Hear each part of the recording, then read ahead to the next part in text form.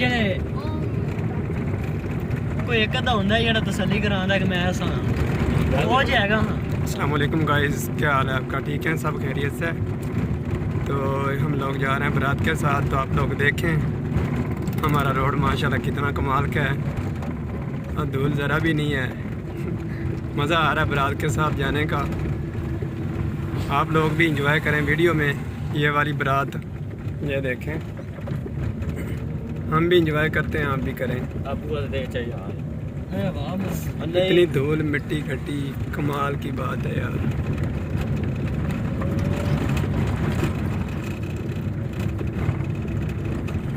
ये बारात जा रही है बुमन शाह से मनचरियाँ वाली साइड पे।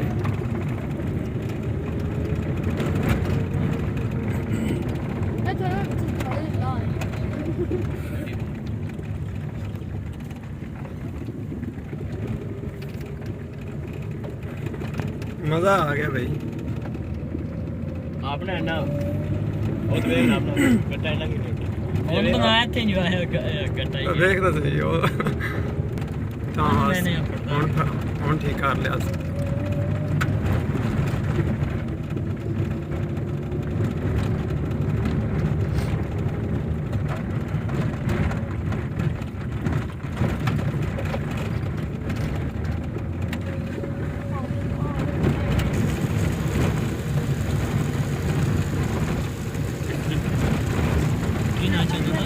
ज़फर वट्टू व्लॉग्स।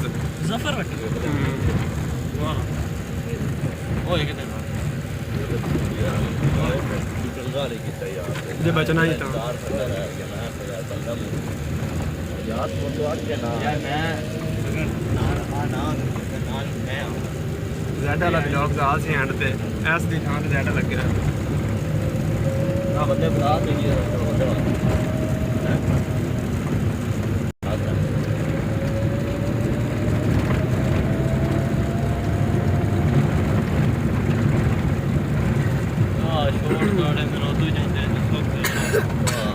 मिल गया।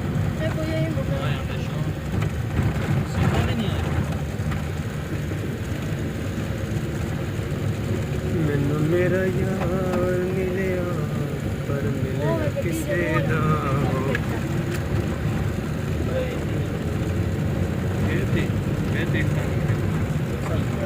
मैं सर्च आ गई हो यार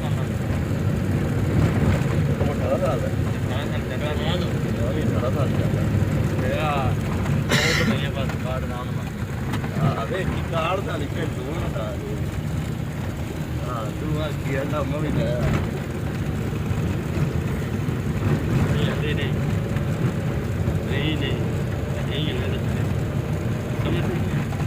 ਇਹਦੇ ਨਾਲੋਂ ਦੀਪਾਲਪੁਰ ਮੈਨੂੰ ਆ ਜਾਂਦੇ ਨਾ ਉਹ ਸਹੀ ਸੀ। ਗੱਡੀਆਂ ਦਾ ਖਰਚਾ ਵੀ ਘੱਟ ਸੀ ਤੇ ਘੱਟੇ ਮਿੱਟੀ ਤੋਂ ਬਚ ਜਾਈਏ।